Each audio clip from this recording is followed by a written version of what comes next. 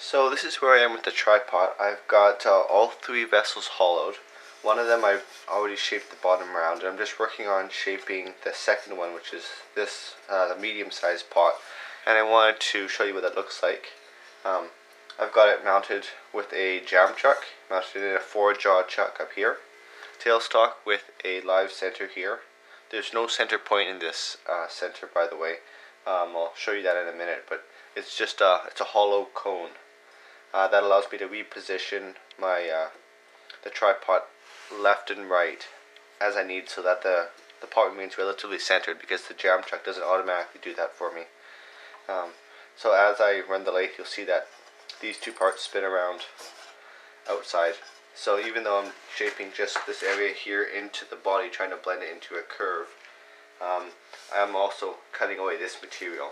But it's only a small segment, so it looks quite different from what you may be used to. I've got the lathe mounted on a foot pedal, and this is my preference for safety and convenience.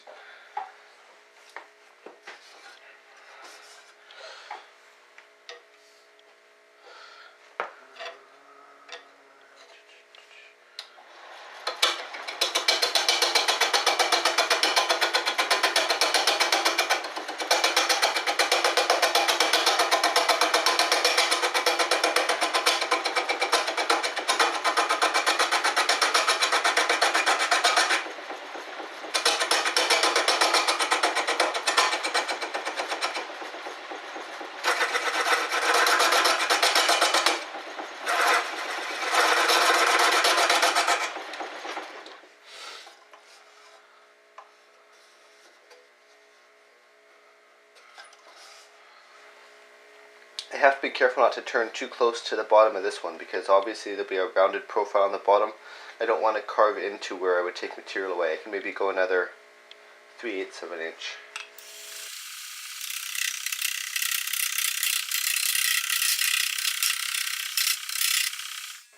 I'm not really able to see how where my material is and where I've started my cut when the lathe is running, so I stop it by letting off the foot pedal, and then I can reassess where my tool needs to be. I'm using a 3/8 inch bowl gouge right now with a fingernail grind.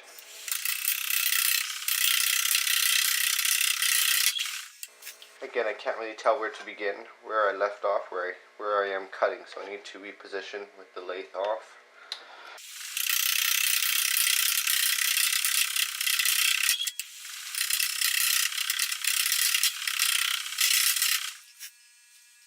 You can see I've got quite a V in the middle here. This will have to be carved out later if I don't turn any further into that.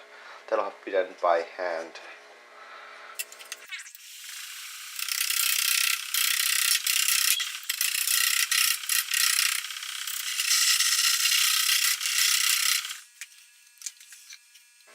Other thing I'm watching for as I do this is to get a relatively flat bottom, so I need to remove not as much as it looks like, actually, maybe another 1/8 inch here off the bottom, which will take out the marks left by my live center, maybe a little bit more.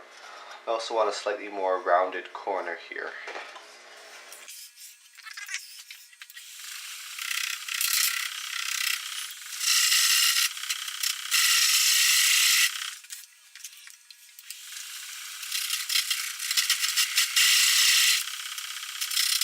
Have to be careful not to swing my tool too far this way, because it will get hit by one of my other pots here. So I'm fairly happy with the shape. Oh, that's a gouge. I don't know, it's just that's from the router. When I shaped the outside initially with the router to get a roughly round profile, because I'm not even going to turn this section here. So there's some router marks left there I need to sand out. I'm fairly happy with this profile here. I think I can power sand it from here. What I will do, however, let's just check this again here, using my high precision square. Take a little bit more material off, and I'll turn off some of this tenon here at the bottom, or the stub rather. Let's do a little bit there.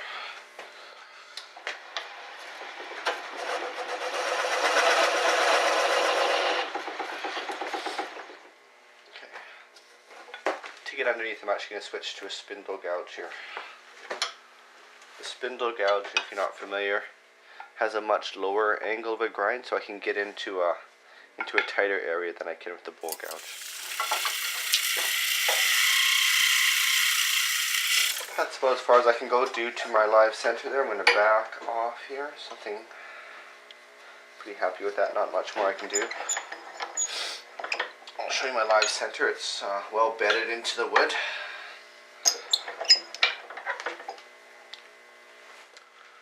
So this here is my live center. It's hollow, as you can see. It's just got one ring that is registered against the wood. That allows me to reposition the wood as I need. If I had a single point, which I did try at the beginning, what happened is I need to shift the pot a little bit over to this direction here, and that point drops right back into the divot that I left from the first attempt. So I wasn't able to reposition. So there we go. I can actually leave it on the lathe, and I can power sand it a little bit from here too. My jam chuck is made of pine. I chose a soft wood because it will allow me a good tight fit. I can turn it a little bit tight and then compress it onto the pine. So you can see that even without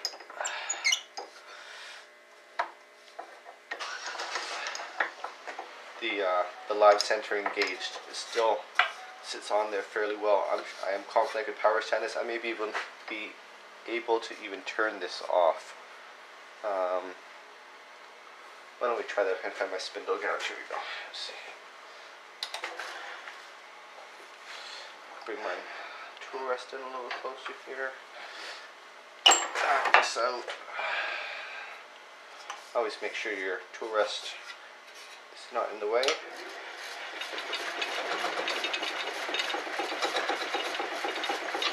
little bit high. Tool rest as always should position the cutting edge at the center axis of the wood.